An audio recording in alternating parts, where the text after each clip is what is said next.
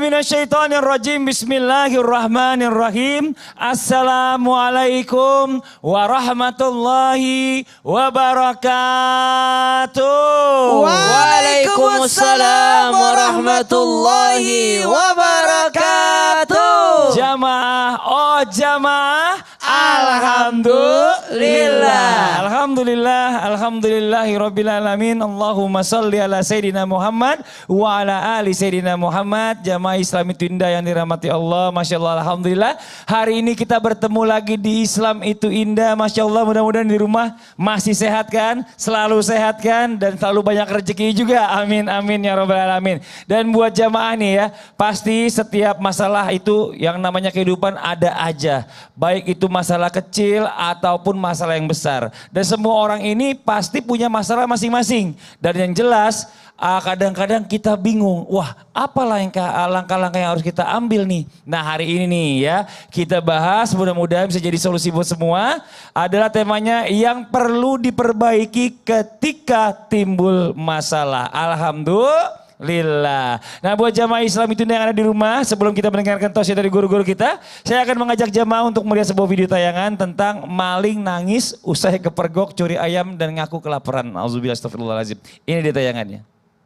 Sudah ada anunya yang udah diam. Iya nanti dikasih makan. Diam. Apa dibuat lebaran ini? Makan ayam. Nanti dikasih makan. Diam. Iya. Tapi kayaknya lebih mahal. Full. Ayam goreng ikan air. Kita kan banyak nantinya. Saya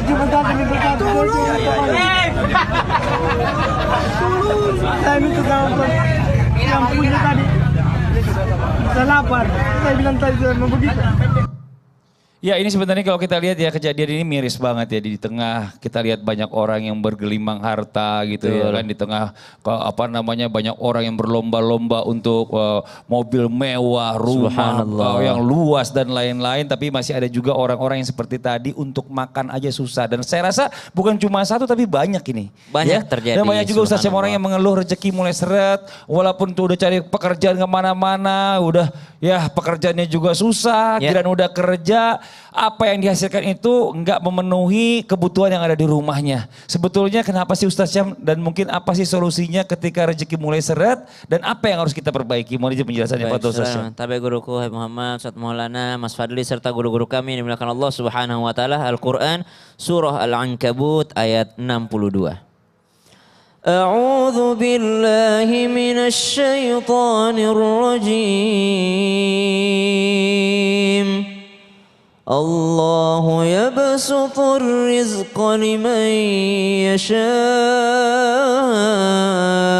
min ibadihi wa yaqdiru lah.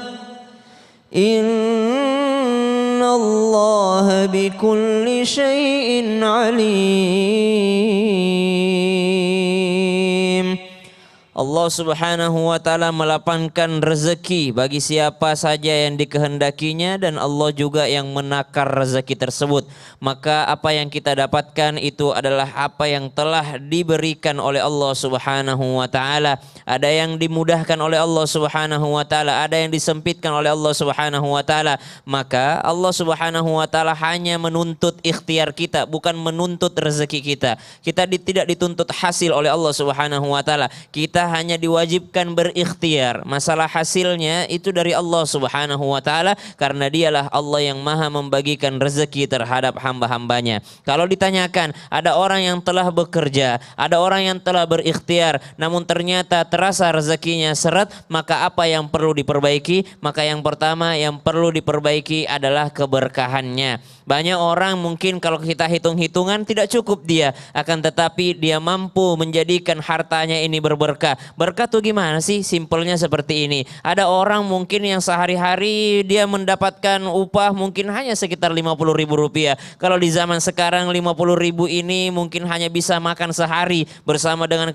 sekali bersama dengan keluarganya. Makan malamnya gimana? Namun ternyata dari 50.000 itu berberkah. Makan pagi dia mau bayar bubur ayamnya, udah dibayarin Ustadz Maulana. Makan siang dia mau bayar nasi padangnya, udah dibayarin sama temennya, sama Habib Muhammad. Makan malam dia dia mau bayar ternyata udah dibayarin sama Mas Fadli. Ini namanya berkah. 50 ribunya kemana? Masih utuh, masih bisa untuk besok harinya. Maka yang diperbaiki bukan jumlahnya, yang diperbaiki adalah berkahnya. Itulah kenapa kita setiap mengkonsumsi sesuatu ada doa yang diajarkan. Allahumma barik lana fima razaqtana. Ya Allah, berkahi apa yang kau rezekikan kepada kami ini ya Allah. Artinya berkah itu bertambah terus kebaikannya meskipun di mata manusia kecil jumlahnya. Itu yang pertama. Yang kedua, apa yang mesti diperbaiki? Yang mesti diperbaiki adalah bagaimana cara kita mengatur daripada pemasukan dan pengeluaran. Banyak orang terasa daripada seretnya rezeki karena ternyata lebih besar pengeluarannya daripada pemasukannya. Seandainya manusia itu mampu untuk menilai daripada apa yang dia miliki dan apa yang dia butuhkan sedangkan apa yang dia inginkan, maka insya Allah kata Nabi SAW, siapa yang di pagi harinya dia aman terbangun dari rumahnya, lalu dia sehat daripada jasadnya, lalu dia punya persiapan makanan sampai seharian, maka dia seakan sudah memiliki dunia dan seisinya. Artinya standarisasi kaya dari Nabi SAW tidak mesti mikirin 10 tahun kemudian, 15 tahun kemudian besok mau makan apa. Seandainya dia mampu mensyukuri hari itu, maka dia insya Allah sudah menjadi orang yang kaya. Artinya cara pikir dan juga keberkahan itu yang dicari. Dan syukur, rasa syukur. Betul. Kalau tadi Ustadz Maulana bikin sarapan pagi traktir, Habib makan siang, saya makan malam, Ustadz Syam yang traktir minumnya. Oh, Iya. Kalau nggak seret ntar. Seret kasihan ya. Masih banyak. Jazakallah khairan kasihan Ustadz Syam. Nah sekarang kita lanjut lagi buat jamaah Islam itu yang ada di rumah. Saya akan mengajak lagi untuk melihat lagi sebuah video tayangan tentang fenomena yang terjadi di Indonesia ya. Ribuan orang antri mencari kerja. Ini dia tayangannya.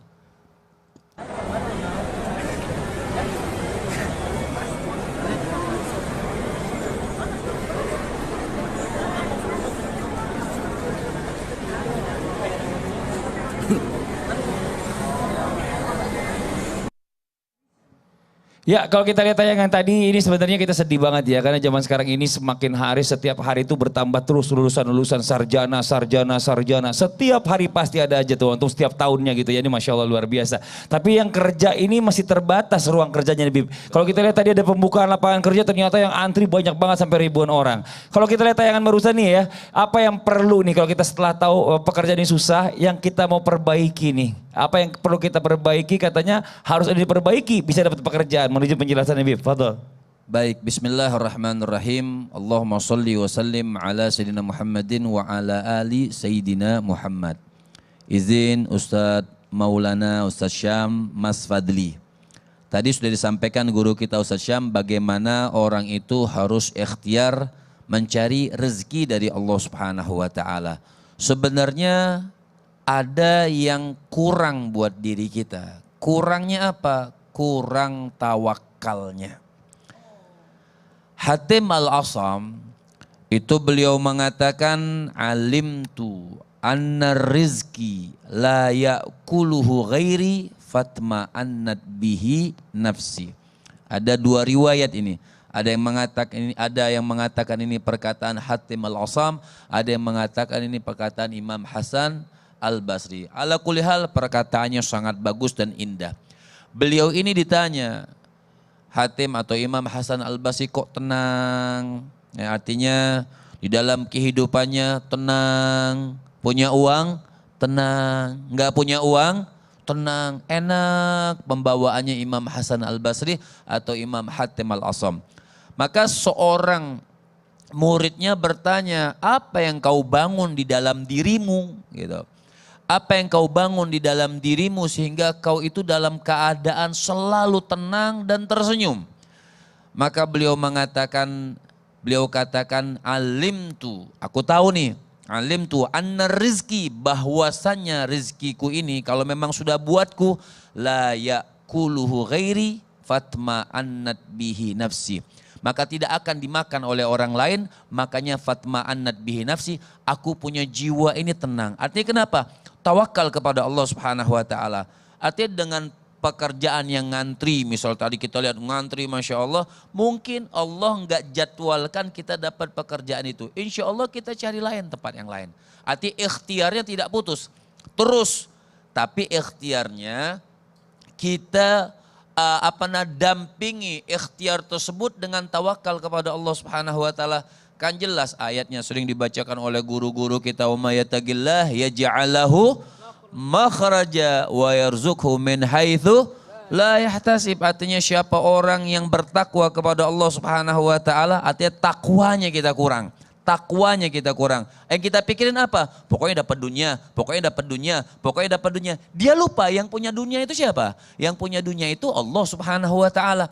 Jadi yang sebenarnya yang dia kejar itu apa? Yang dia kejar itu Allahnya. Insya Allah kalau dia kejar Allahnya, Allah akan berikan apa yang dia inginkan tentang dunia. Tapi yang kita lupakan sekarang ini sudah seakan-akan kalau bukan karena kerjaan itu kita mati. Kalau bukan karena kerjaan itu kita nggak hidup. Jadi Allahnya dia lupa. Masya Allah. Tingkatkan ketakwaannya dan juga tingkatkan tawakalnya. Insya Allah dapat rezeki dari Allah. Udah ikhtiar juga dilanjutin sama doa. Jangan sombong gitu ya Bibi ya. Betul. Orang yang ikhtiar terus tanpa berdoa namanya orang-orang yang sombong. Nauzubillah. Tapi kalau ikhtiarnya dengan nyogok itu bukan ikhtiar namanya. nauzubillah. Itu kezoliman. Jadi Kezoliman. rezeki yang dia dapat malah tidak barokah. Nauzubillah summa nauzubillah, jazakallah khair ilmunya Bib. Ya Allah ya Rabbi. Nah buat jamaah Islam itu indah, kita lanjut lagi ya. Banyak orang juga yang merasa dirinya tuh kurang beruntung. Bahkan banyak orang juga mungkin beranggapan begini, aduh jangan-jangan nih di dalam keluarga ini saya yang bawa sial nih.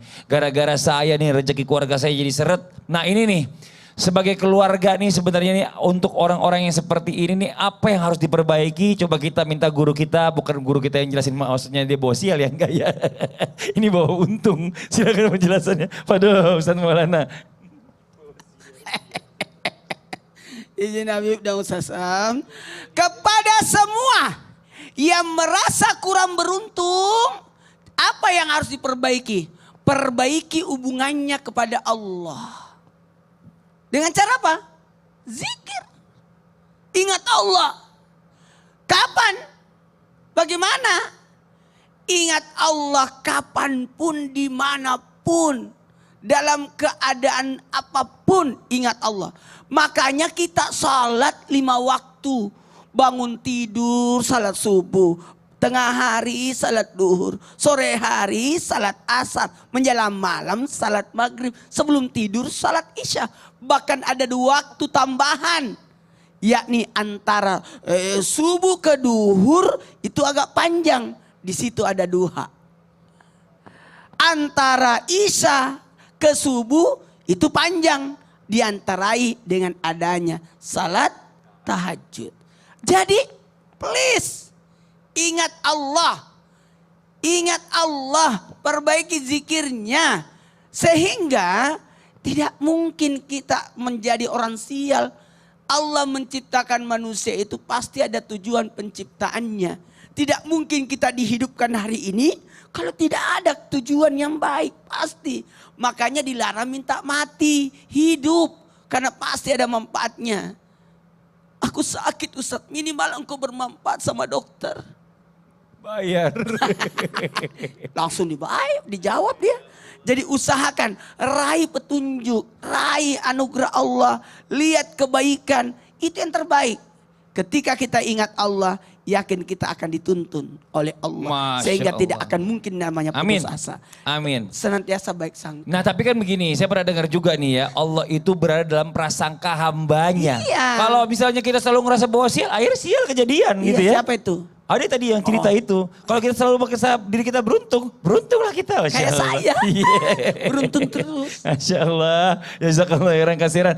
Mau kemana? Sini dulu. Ini Kenapa kita lagi sih? mau baca ini nih. Tuh. Ada pertanyaan dari jamaah Islam itu yang di rumah ya. Dari Farhan Muklis. Oh iya. Assalamualaikum Ustadz. Waalaikumsalam warahmatullahi wabarakatuh. Kalau kita mulai diganggu jin, apa yang harus diperbaiki Ustadz? Oh, kok ke jin-jin ini? Ini. Nah. Kalau ada yang suka diganggu jin, perbaiki sedekahnya. Oh, masa? Iya. Sedekah ke siapa nih? Kepada siapapun. Oh. Utamanya ke anak yatim. Oh, Masya Allah. Anda yatim? Saya yatim piatu. Oh, mohon maaf. Yatim piatu itu adalah yang 17 tahun ke bawah. Ini sudah 45. Udah lewat. Ya udah ya kalau gitu nanti kita lanjut lagi ya. Buat jamaah yang di rumah yang kemana-mana. Nanti intinya kita akan mencari solusinya ya. Solusi dari segala permasalahan insya Allah. Pasti ada. Iya pasti ada. Masya Allah makanya jangan pindah jalan tetap Islam itu indah. Jamaah. Oh jamaah. Alhamdulillah.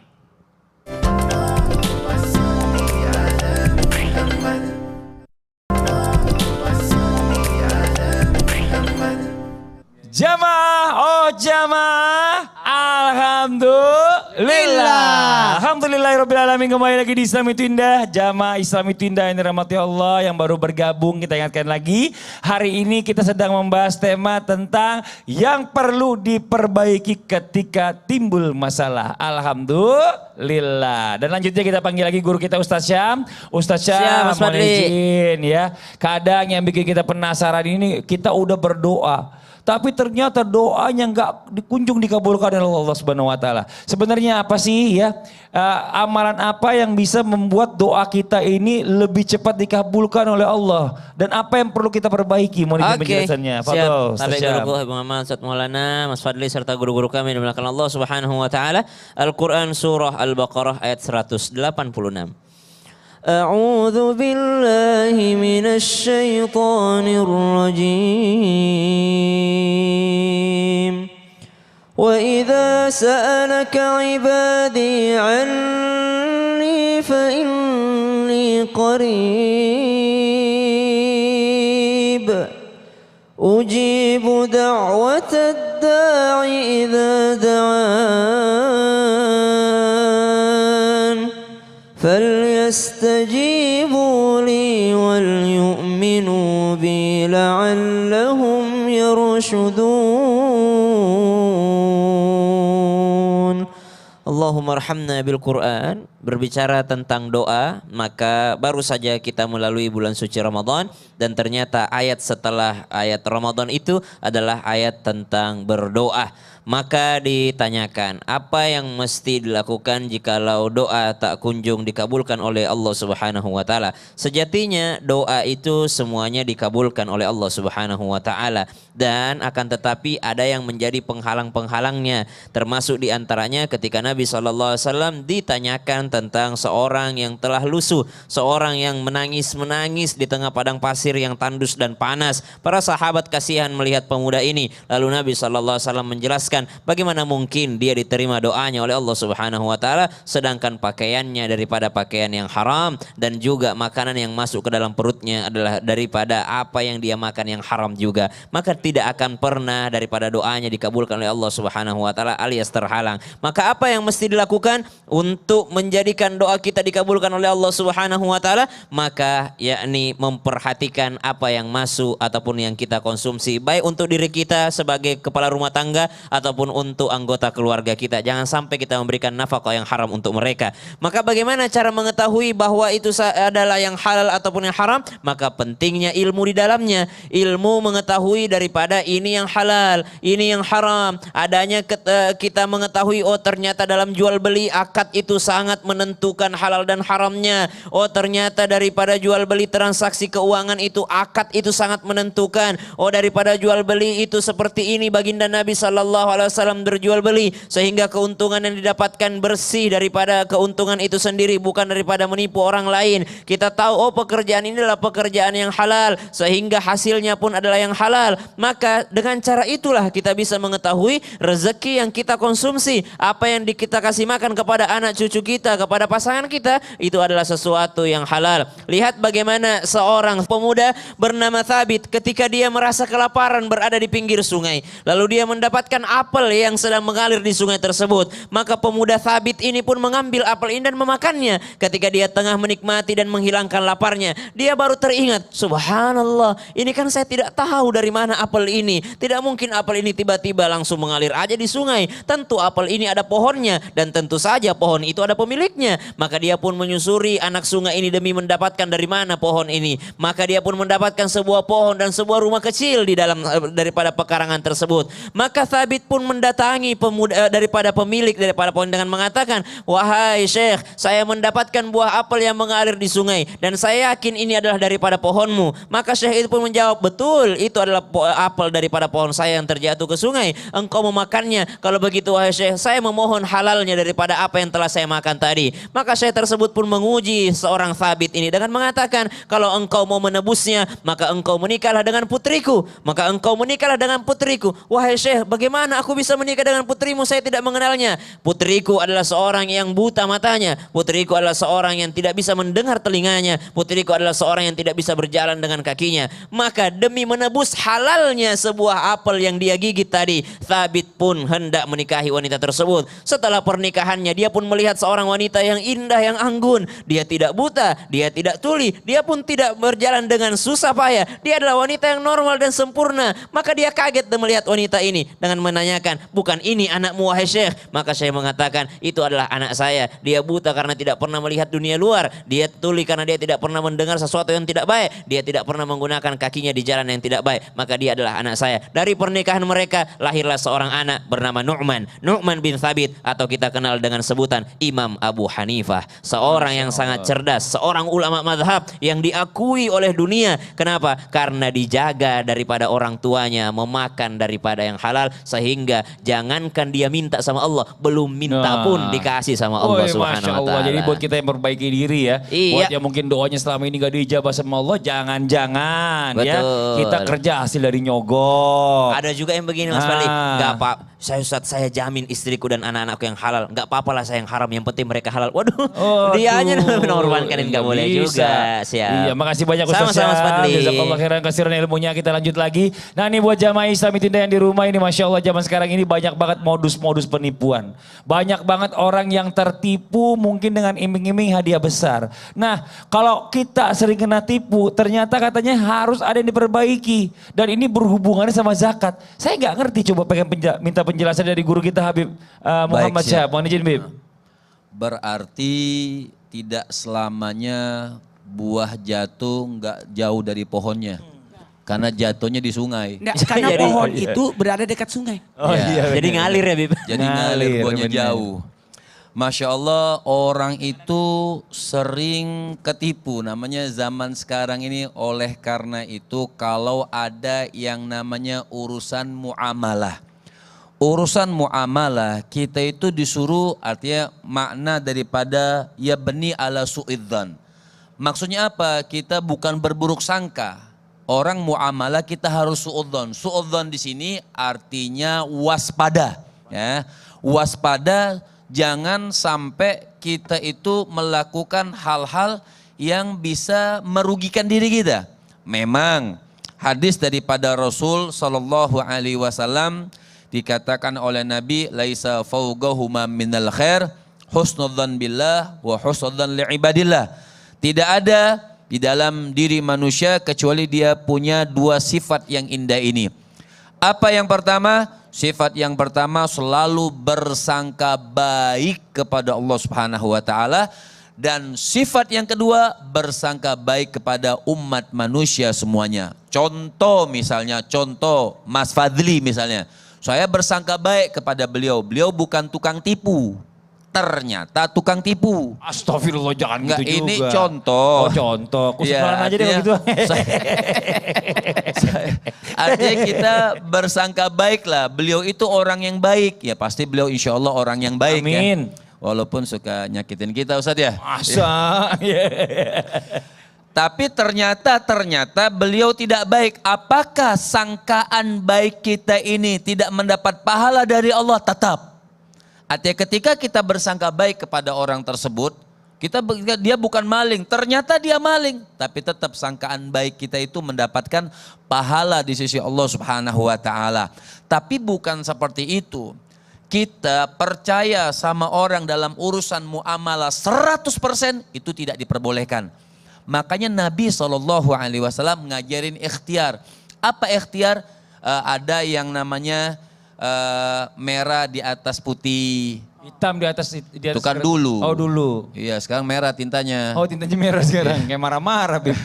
Artinya hitam di atas putih, ada perjanjian. Ketika kita sudah melakukan itu semuanya, ada perjanjian misalnya, ada notarisnya misalnya, tapi tetap ada kejadian tertipu, itu sudah ujian dari Allah Subhanahu wa taala. Yang penting kita sudah ikhtiar. Makanya kita ini harus milih. Ketika kita pengen berusaha atau pengen melakukan hal-hal yang berurusan dalam kehidupan kita, jangan sampai kita itu tertipu. Tertipu juga bukan urusan rumah tangga, bukan urusan apa namanya, Ustaz Maulana, bukan urusan muamalah saja. Kadang-kadang nikah bisa ketipu. Oh, ternyata. Iya, datang pakai mobil yang bagus ya. Wah, sudah orang kalau sudah niatnya harta kan, orang tuanya, wah ini calon mantu yang bagus ini, mobilnya sama bannya sama mengkilatnya gitu kan. Keren banget, ternyata habis nikah dia bawa bajai. Ya, artinya jadi ketipu. Jadi memang kita harus selidikin siapa nih, kita bisnisnya sama siapa, kita muamalahnya sama siapa, orang yang melamar anak kita ini siapa, supaya kita tahu bagaimana kedepannya itu sudah bagus. Apabila kita sudah ikhtiar semuanya melakukan hal yang baik, diselidiki masih juga terjadi sama kita, itu namanya ujian. Linabluwakum ayyukum ahsanu amala, artinya memang semuanya itu sudah ujian dari Allah Subhanahu wa taala. Ketika kita beriman, terima kasih ya Allah, kita diuji, kita katakan apa ketika diuji oleh Allah Subhanahu wa taala? Ketika ditipu, kita katakan alhamdulillah. Atau Allah pengen bersihkan harta kita.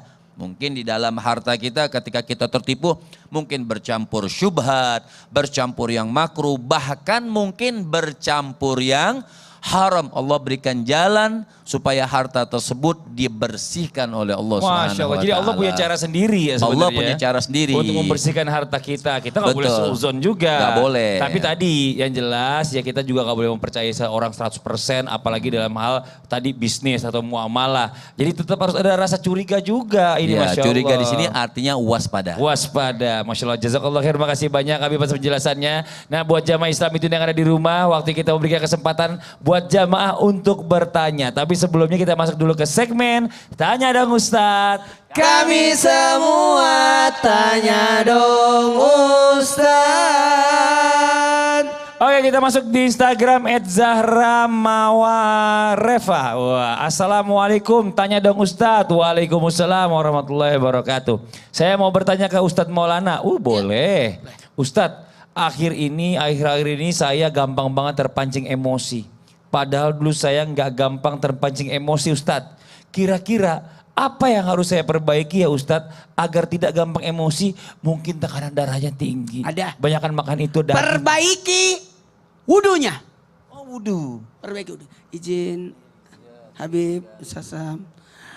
Ketika ada orang dalam hal ini suka marah-marah, suka emosi, apa yang harus diperbaiki? Perbaiki wudu. Karena dengan berwudu bisa meredam amarah. Ingat, marah itu dari setan. Dan setan itu dari api. Dan api itu bisa dipadamkan dengan air. Maka gunakan air. Maksudnya apa? Berwudulah. Ketika orang berwudu, itu Masya Allah Tabarakallah, selain membersihkan, mensucikan.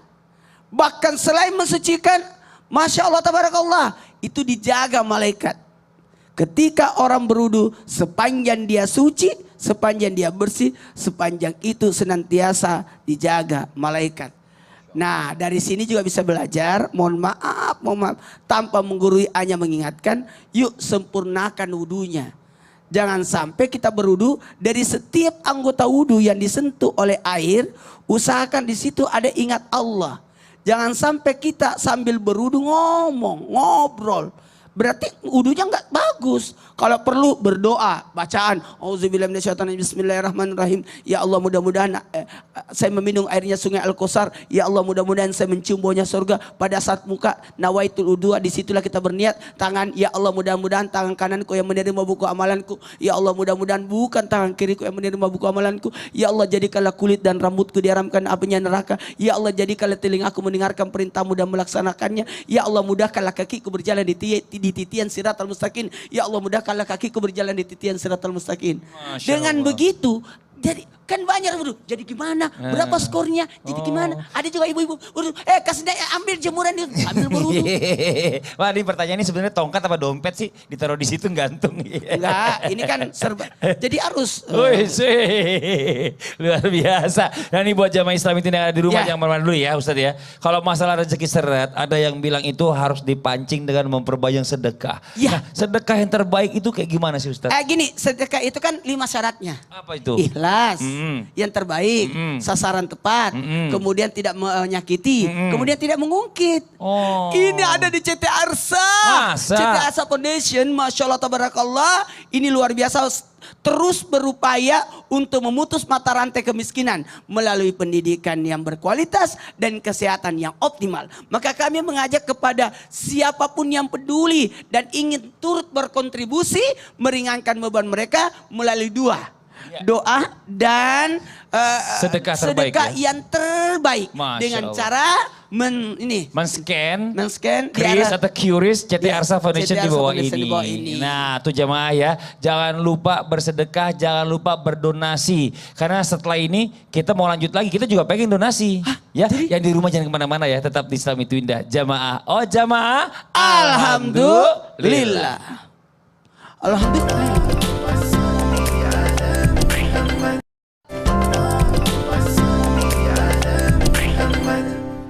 Jamaah, oh jamaah, Alhamdulillah. Alhamdulillahirrahmanirrahim. Masih di Islam itu indah, masih di tema kita pagi hari ini. Yang perlu diperbaiki ketika timbul masalah. Masya Allah. Nah ini buat jamaah Islam itu indah di rumah ya. Semua ingin pasti rumah tangganya harmonis. Sakinah, mawadah, warohmah. Dijauhkan dari orang ketiga, pelakor, pebinor dan semuanya. Tapi bagaimana jika rumah tangga memang sedang diuji dan bagaimana caranya agar bisa tetap harmonis. Langkah awal yang perlu diperbaiki apa sih? Yuk kita minta penjelasan kembali dari guru kita Ustaz Syam. Mohon izin Ustaz Syam, fadhol Ustaz Syam. Baik, tabi guruku Habib Muhammad Ustaz Maulana Mas Fadli serta guru-guru kami yang dimuliakan Allah Subhanahu wa taala. Al-Qur'an surah Al-Baqarah ayat 187. A'udzu billahi minasyaitonir rajim.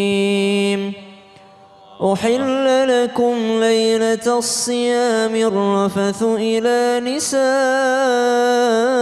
نسائكم هن لباس لكم وأنتم لباس لهن علم الله أنكم كنتم تختانون أنفسكم فتاب عليكم وعفى عنكم فالآن باشروهن وابتغوا ما كتب الله لكم وكلوا واشربوا حتى يتبين لكم الخيط الأبيض من الخيط الأسود من الفجر ثم أتموا الصيام إلى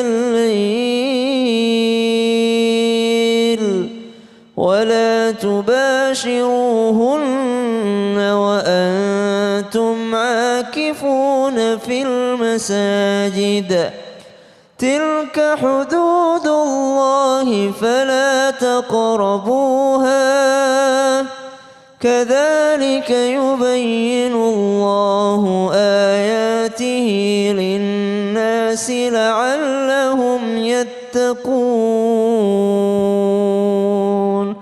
Allahumma arhamna bil Quran. Ayat ini sebenarnya berbicara tentang puasa jua, akan tetapi di sini disebutkan juga hunna libasul lakum wa antum libasul lahunna. Ada berbicara tentang pasangan yang itu bahwasanya satu sama lainnya adalah saling melengkapi, saling menghiasi, saling menutupi aib sebagaimana disebutkan pasangan adalah pakaian di antara satu dengan yang lainnya.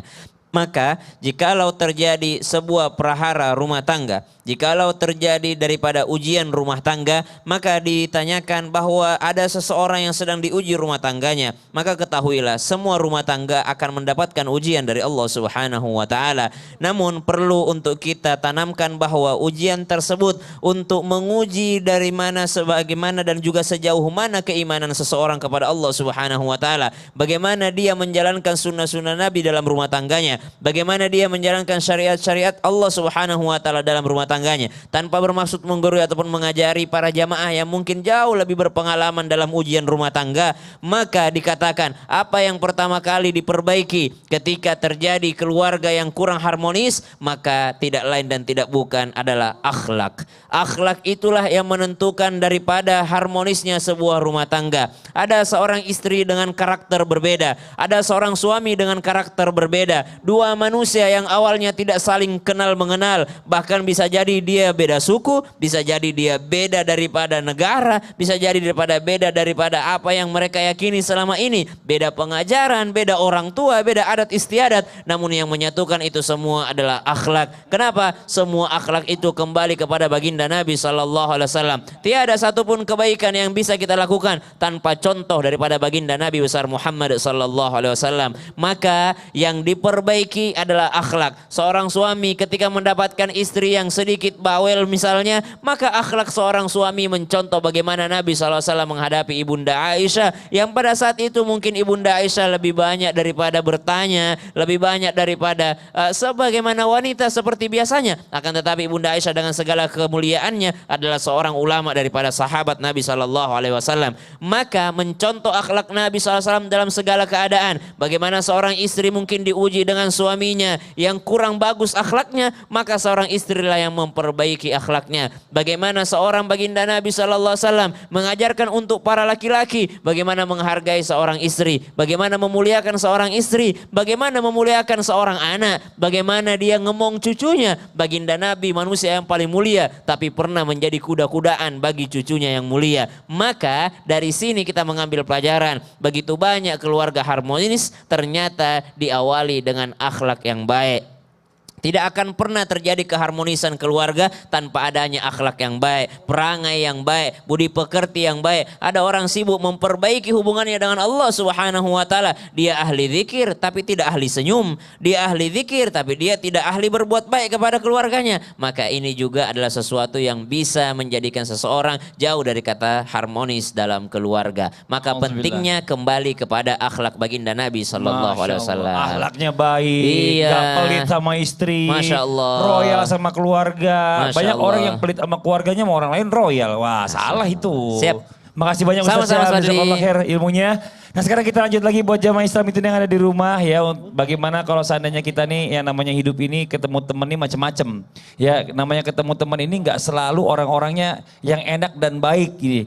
Tapi kita bisa juga ketemu orang yang namanya orang-orang ini yang jadi racun, jadi toksik nih. Bagaimana caranya memperbaiki hubungan dengan orang-orang yang toksik. Apakah orang-orang seperti ini nggak perlu kita temenin atau bagaimana? Coba kita minta penjelasan dari guru kita Habib Muhammad Syahab. Baik, saya tadi tanya kan kurang paham masalah toksok tadi apa? Toksik, Toksik, Bib, iya. ya.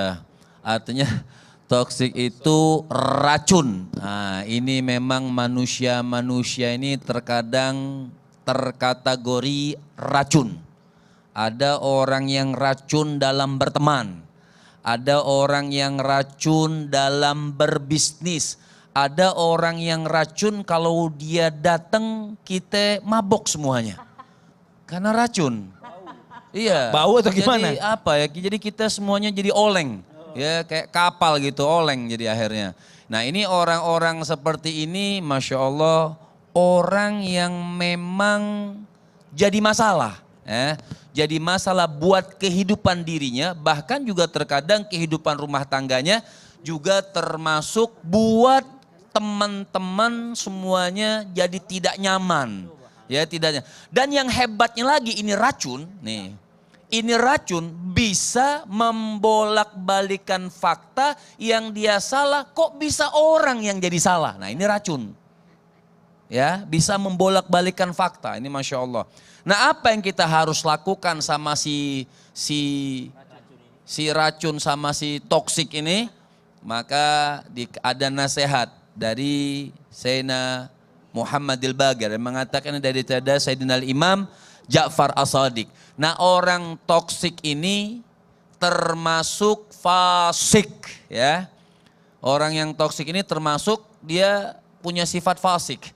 Maka apa yang kita lakukan? Agama itu indah. Islam itu Indah. indah. Kita tidak boleh memutuskan silaturahmi sama mereka. Tapi menjaga jarak boleh. Kenapa? Kalau kita akrabin si toksik ini bisa nular. Bahkan bisa ngajak mati bareng-bareng, racun. Nauzubillah min zalik. Ya.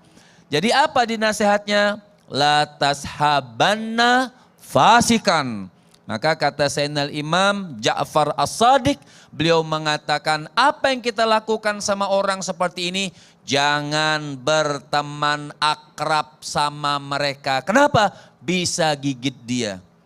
Ya, artinya bisa ngambil alih ini, bisa ngambil alih ini, bisa ngambil alih, bisa memutarbalikkan fakta yang hebatnya. Tadinya dia salah, kok bisa orang yang salah, kok bisa dia yang benar. Subhanallah. Inna lillahi wa inna ilaihi raji'un. Jadi ada 5 hal sebenarnya. Kata Sayyidina Imam Ja'far As-Shadiq, beliau mengatakan ada 5 hal yang sifat makhluk ini kita tidak boleh berteman akrab sama mereka. Sebab kenapa? Ini namanya virus, lebih bahaya daripada virus-virus yang lain. Karena virus ini bisa mengajak kita masuk nerakanya Allah Subhanahu wa taala.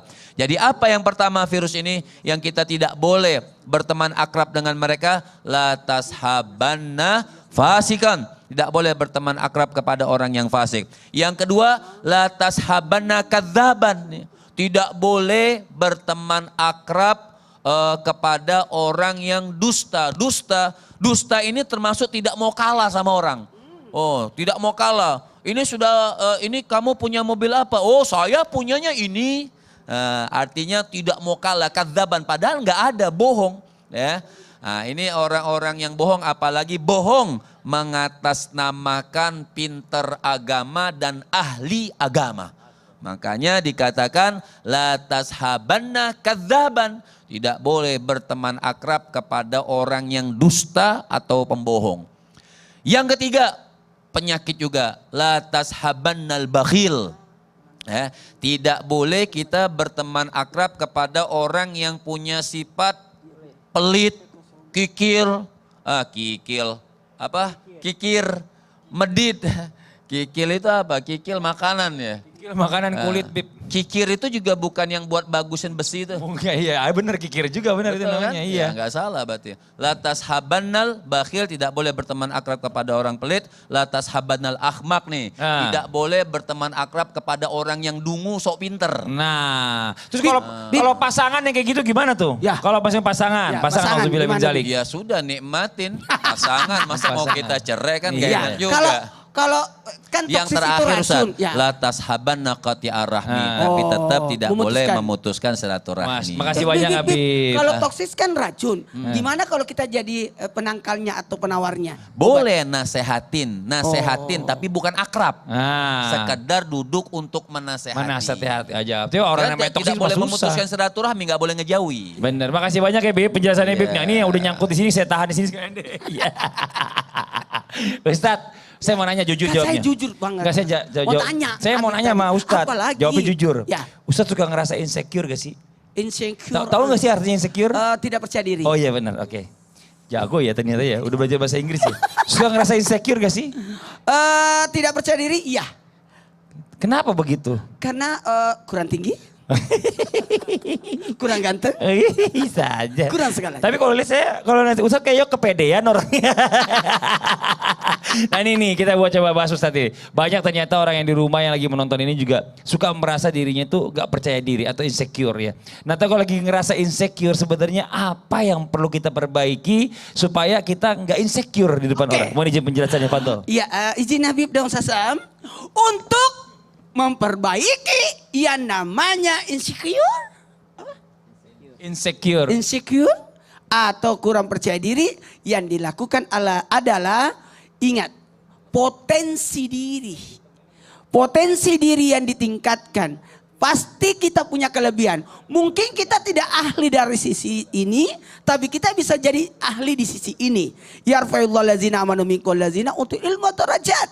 Akan dinaikkan beberapa derajat bagi orang beriman dan berilmu dan beriman. Maka Allah tidak melihat rupa. Allah tidak melihat fisik. Tapi Allah melihat tingkat ketakwaan. Jadi yakinlah kalau engkau dikalah dari sisi dunia, maka kalahkan dari sisi akhirat. Dari sisi ibadah. Jangan mohon maaf merasa kurang, merasa ini. Jangan, tidak boleh. Kita punya Allah. Dan ingat, pandai-pandailah bersyukur. Pandai-pandailah melihat atas nikmat yang Allah berikan. Rahmat Allah itu begitu luas. Kasih sayang Allah itu begitu banyak kepada kita. Kenapa kita gara-gara satu gigi yang sakit menghilangkan nikmat gigi yang lain? Gara-gara satu penyakit, tapi kita tidak mensyukuri yang lainnya. Dari sini kita bisa belajar, yuk potensi diri harus diperbaiki. Diri kita harus diolah. Pokoknya tambah kebaikan, tambah. Mungkin kita kurang dari sini, maka ibadah itu mohon maaf saya sampaikan. Kalau memang kita tidak bisa berbuat seperti dari sisi yang satu, lakukan dari sisi yang lain. Mungkin kita tidak bisa bersedekah dengan harta, tapi kita kan bisa punya tenaga kan. Mungkin tidak punya tenaga, tapi kita bisa setidak-tidaknya ada buah pikiran, sedekah pikiran. Dan kalau memang tidak ada harta, tidak ada tenaga, tidak ada pikiran, setidak-tidaknya engkau mendukung. Ustaz, sekarang Anda mau tanya, Apa tuh, Bib? kalau kepedean bagaimana? Kepedean itu adalah bagaimana kita, gimana ya? Merasa terlalu percaya diri. Kayak saya. Nggak gitu sih sebenarnya. Kalau Biasanya- percaya diri sebenarnya gini, melihat potensi yang ada pada diri kita lalu diolah dengan sebaik-baiknya. Tapi kalau saya ngeliat orang yang terlalu percaya diri itu sebenarnya dia sedang menutupi kekurangan. Saya nggak tahu itu kekurangannya apa. Ya kan masing-masing yang tahu lah ya. Makasih banyak Ustadz Maulana atas penjelasannya. Jazakallah khairan kasiran. Nah kita lanjut lagi buat jamaah Islam itu di rumah. Waktunya kita memberikan kesempatan kembali nih buat jamaah untuk bertanya. Tapi sebelumnya kita masuk dulu ke segmen Tanya Dong Ustadz. Kami semua tanya dong Ustaz. Oke kita masuk ke pertanyaan yang pertama dari Okantara Dirga. Assalamualaikum, tanya dong Ustadz. Waalaikumsalam warahmatullahi wabarakatuh. Saya mau bertanya sama Habib Muhammad. Boleh. Habib, kenapa cari jodoh susah banget sih Bib ya? Aku udah cari jodoh kemana-mana tetap nggak ketemu. Habib nggak ada calon buat dijodohkan ke aku. Anda Kalau mau siap? juga, Anda siap. Ini siap? laki mau perempuan tanya dulu Ah, ini. Nggak kelihatan ini. Main siap-siap aja Habib. Masya Allah, artinya jodoh. Jodoh ini rahasianya Allah Subhanahu wa Ta'ala. Cuman boleh kita ikhtiar. Ada seseorang datang kepada Imam Hasan Al-Basri. Guru tulah, orang ngadu kepada guru, wahai Imam, saya ini banyak dosa. Imam Hasan bilang, pulanglah engkau, perbanyak ikhtiar. Satu lagi datang, wahai Imam, sawah saya paceklik. Kata Imam Hasan, pulanglah engkau, perbanyak istighfar. Satu lagi orang datang, wahai Imam, saya sudah nikah lama tapi belum dapat anak. Pulanglah engkau, kata Imam Hasan, perbanyak istighfar. Datang lagi satu orang, wahai Imam, saya belum dapat jodoh alias jomblo. Maka Imam Hasan pun bilang kepada orang tersebut, pulanglah engkau, perbanyak istighfar. Maka murid Imam Hasan datang kepada Imam Hasan bingung dan mau bertanya, wahai Imam, orang datang kepada engkau dengan berbeda-beda orangnya. Dengan permasalahan yang berbeda-beda, tapi kau jawabnya cuma satu, perbanyak istighfar. Maka apa kata Imam Hasan? Yang nyuruh istighfar tersebut, kalau pengen dapat itu semua, bukan aku kata Imam Hasan, tapi Allah Subhanahu wa Ta'ala. Apa kata Allah? Istaghfiru rabbakum innahu kana ghaffara yursiris samaa alaikum midrara wa yumditkum bi amwalin wa banin.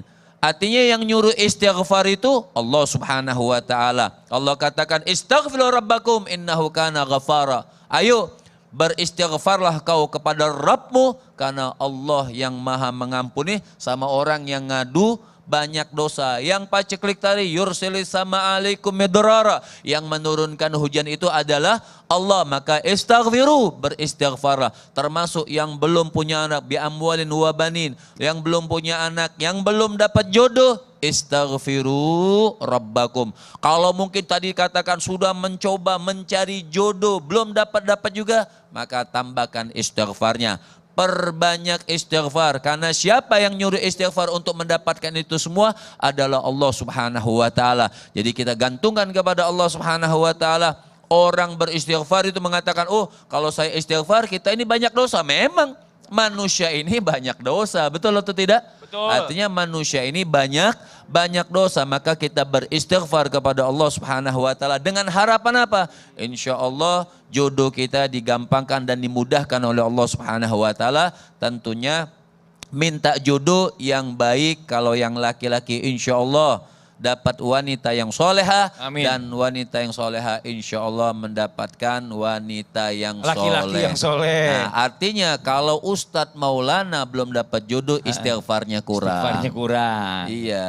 Iya, kebanyakan kerjaan sih. Banyak. Makasih banyak Bi penjelasannya, jazakallah khairan katsiran. Kita lanjut lagi ke pertanyaan yang berikutnya buat jamaah Islami Tinda. Sudah ada di tangan saya nih. Yang berikutnya adalah pertanyaan dari Sofia Puspita. Assalamualaikum, tanya dong Ustadz. Waalaikumsalam warahmatullahi wabarakatuh. Mau bertanya ke Ustadz sama aja deh. Aku ngefans, soalnya ngefans kamera. Pen bukannya pulpen maksudnya. Ustadz, saya punya pasangan keras kepala banget nih. Saya harus sabar bagaimana lagi menghadapi suami yang memiliki sifat keras kepala gitu. Bahkan tidak mau terima nasihat. Dan aku malah dibilang gak usah sok ngajarin kamu. Nah, bagaimana ya Ustadz cara mengubah sifat keras kepala suamiku ini? Nah, ini memang kadang dalam rumah tangga ada aja model-model begini Ustadz Syam. Ada yang suaminya sabar banget, istrinya yang galak. Ada yang suaminya galak, istrinya yang sabar. Mas Fadli yang mana? Saya suaminya galak, istrinya yang sabar ya. Silakan Ustadz Syam. Baik. Betul. Tapi guru-guru Muhammad Maulana Mas Fadli serta guru-guru kami yang dimuliakan Allah Subhanahu wa taala dan penanya. Al-Qur'an surah Al-Baqarah ayat 74. A'udzu billahi minasy syaithanir rajim. Thumma qasat qulubukum min ba'di dzalika fahiya kal hijarati aw ashaddu qaswah. وإن من الحجارة لما يتفجر منه الأنهار وإن منها لما يشقق فيخرج منه الماء وإن منها لما يهبط من خشية الله وما الله بغافل عما تعملون. Kalau bahasa kita mengatakan orang yang tidak mau menerima nasihat itu adalah keras kepala. Tapi bahasa Al-Quran, orang yang tidak mau menerima nasihat itu adalah orang yang keras hatinya. Ala wahyal qalb, kalau kata Nabi SAW, hati itu menentukan segalanya. Dan manusia tidak diberikan hati dua, manusia itu diberikan hati satu. Maka mesti dia fokus dengan yang mana yang ingin dia dapatkan. Maka seorang yang mendapatkan hidayah dari Allah Subhanahu wa taala, tentu saja dia memiliki hati yang terbuka. Sebagaimana ayat yang barusan kami sampaikan, bahwa ada orang-orang yang hatinya mengeras seperti batu, sehingga batu tersebut berada di aliran sungai. Air itu hanya melewati batu tanpa pernah masuk ke dalam batu tersebut. Artinya nasihat itu masuk kuping kanan, keluar kuping kiri. Maka bagaimana, apa yang mesti diperbaiki ketika mendapatkan pasangan yang keras kepala? Maka jangan pasangannya yang menasehati tanpa tanpa bermaksud menggurui ataupun mengajari, akan tetapi ajaklah dia, coba ajak dia untuk senantiasa mendengarkan kajian-kajian agama, mendengarkan ta'lim, karena ketika orang belajar dalam majelis ta'lim, ketika orang belajar ilmu agama, inda dzikris salihina tanzilur rahmah, kata Sufyan bin Uyainah, setiap kali menyebut-nyebut kisah-kisah orang saleh, maka itu akan menurunkan rahmat Allah Subhanahu wa taala. Dan kisah-kisah orang saleh ini menjadi jundum min junudillah, menjadi tentara Allah yang masuk ke dalam hati yang keras, yang akhirnya hati itu menjadi lembut, bukan lagi keras hati yang susah menerima nasihat, akan tetapi dia bisa menjadi seorang yang hatinya terbuka. Doakan kepada Allah Subhanahu wa taala, apalagi ini adalah bukan orang lain tapi orang yang terdekat, yaitu pasangan sendiri. Seorang istri doakan suaminya, jangan hanya dengan mengatakan tiap malam aku doain kamu mas tapi nggak berubah-berubah. Doakan dengan tulus, nggak usah sampein bahwa udah didoain. Doakan dengan diam-diam. Bukankah doa saudara kepada saudaranya secara diam-diam itu dikabulkan oleh Allah Subhanahu wa taala? Jangan hanya menghina dan juga menghujatnya, akan tetapi doakan di setiap malam-malam. Mudah-mudahan Allah membukakan pintu hatinya. Amin. Masya Allah, amin amin ya rabbal alamin. Terima kasih banyak Ustaz Syam. Sama-sama Mas Fadli. Masya Allah, jazakallah khairan kasiran ilmunya. Nah, buat jamaah Islam itu yang ada di rumah, jangan kemana-mana dulu ya. Setelah ini kita lanjut lagi. Kita akan kembali mendengarkan tausiah dari guru-guru kita. Jadi jangan pindah channel, tetap di Islam itu indah. Jamaah, oh jamaah, alhamdulillah.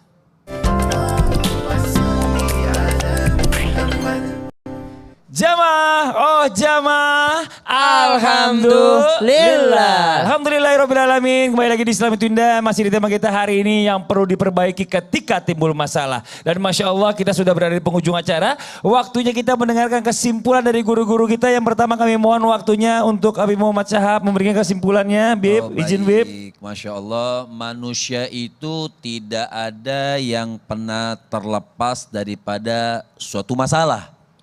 Ada seorang imam bertanya kepada murid-muridnya, ayo siapa yang tahu kapan manusia itu terlepas daripada masalah? Maka murid-muridnya ada yang mengatakan, oh kalau jadi orang kaya. Maka gurunya mengatakan orang kaya itu pasti punya masalah, nggak ada orang kaya nggak ada masalah. Kemudian muridnya lagi mengatakan, oh kalau jadi orang miskin, Masya Allah tambah banyak masalahnya. Ya, tapi nggak semua orang miskin punya masalah. Artinya pasti orang itu mau kaya, mau miskin ada masalah. Ada lagi mengatakan, oh kalau begitu imam, kalau orang meninggal dunia, Masya Allah lebih besar masalahnya. Mempertanggungjawabkan semua kehidupannya, hisab dari Allah Subhanahu wa ta'ala. Lantas muridnya kembali bertanya, kalau begitu kapan manusia itu lepas daripada masalah? Maka imam ini mengatakan kalau sudah keputusan dari Allah itu masuk surga, baru manusia itu lepas daripada masalah. Jadi bagaimana keluar daripada masalah tersebut? Artinya sebanyak-banyak kita punya masalah, sebesar-besar kita punya masalah, jangan lupa kita punya yang maha besar, yaitu Allah Subhanahu wa ta'ala. Masya Allah, terima kasih banyak ilmunya Bib, jazakallah khairan katsiran. Lanjut kita akan mendengarkan kesimpulan dari guru kita. Udah datang Ustadz Maulana, ini dia. Nah, kalau kita punya masalah, apa yang harus diperbaiki? Ridholah atas ketentuan yang telah Allah berikan kepada kita. Yakin Allah tidak akan mungkin menzalimi hambanya. Pasti segala masalah pasti ada jalan keluarnya. Maka berterima kasihlah atas setiap masalah. Makanya ada doa. Alhamdulillah ala kulli hal. Ucapkan itu. Karena kita tetap bersyukur dari setiap masalah itu. Sehingga orang bisa jadi mahir karena adanya masalah. Tidak akan mungkin ada pelaut yang ulung di ombak yang tenang. Maka temukanlah pelaut yang ulung dari ombak yang kencang. Maka orang yang bisa keluar dari masalah. Karena kenapa? Dia mampu mengendalikan dirinya, memahirkan dirinya. Sehingga dia bisa keluar dari masalah. Ingat, masalah besar dikecilkan, masalah kecil dihilangkan. Itu kata Habib Muhammad. Masya Allah, terima kasih banyak Ustadz Maulana. Dan sekarang waktu kita mendengarkan kesimpulan dari guru kita Ustadz Syam. Kita lanjutkan doa Ustadz Syam, Fadol. Ketika Nabi SAW mendapatkan berbagai ujian, maka Allah Subhanahu wa taala turunkan daripada surah-surah Al-Qur'an. Dan surah-surah Al-Qur'an itu mengandung kisah-kisah para nabi-nabi terdahulu, di mana nabi-nabi terdahulu juga pernah tertimpa ujian yang sama ataupun yang lebih berat ataupun serupa, walaupun ujian yang paling berat adalah kepada baginda Nabi besar Muhammad SAW. Maka dari sini kita mengambil pelajaran, ternyata apa yang kita hadapi itu sudah pernah dihadapi oleh orang-orang terdahulu. Kalau orang terdahulu bisa melewatinya, maka kita juga bisa melewatinya. Tentang bagaimana kita melewatinya adalah bagaimana kita mempelajari orang-orang terdahulu melewatinya. Ada para salafus saleh, ada para orang-orang yang di generasi emas yang bersama dengan baginda Nabi besar Muhammad SAW. Ada contoh langsung dari Nabi SAW dan Khulafaur Rasyidin, dari para khalifah-khalifahnya Islam. Mereka semua bisa melewati daripada ujian tersebut. Kenapa? Karena semua kembalinya sama, yaitu kepada Allah Subhanahu wa taala dan kembalinya kepada sunnah baginda Nabi besar Muhammad sallallahu alaihi wasallam. Bismillahirrahmanirrahim. Alhamdulillahi rabbil alamin. Allahumma salli ala sayyidina Muhammadin nabiyil ummi wa ala alihi wa sahbihi wa sallim. Allahumma antal ghani wa nahnu al-fuqara. Antar rahim wa nahnu ad-du'afa. Allahumma inna nas'aluka ilman nafi'an ورزقا طيبا وعملا متقبلا اللهم إنا نسألك الهدى يا Allah, kami memohon petunjukmu daripada segala solusi atas masalah kami ya Allah. Allahumma inna nas'aluka al-huda wat-tuqa wal-afafa wal-ghina. Rabbana atina fid dunya hasanah wa fil akhirati hasanatan wa qina adzaban nar. وصلى الله على سيدنا محمد والحمد لله رب العالمين. Amin amin ya rabbal alamin. Masya Allah, alhamdulillah rabbil alamin. Demikianlah perjumpaan kita hari ini. Semoga apa yang disampaikan oleh guru-guru kita bisa dijadikan ilmu yang bermanfaat untuk kita semuanya. Dan sekali lagi mohon maaf atas segala kekurangan. Wabillahi taufiq wal hidayah. Wassalamualaikum warahmatullahi wabarakatuh. Waalaikumsalam warahmatullahi wabarakatuh.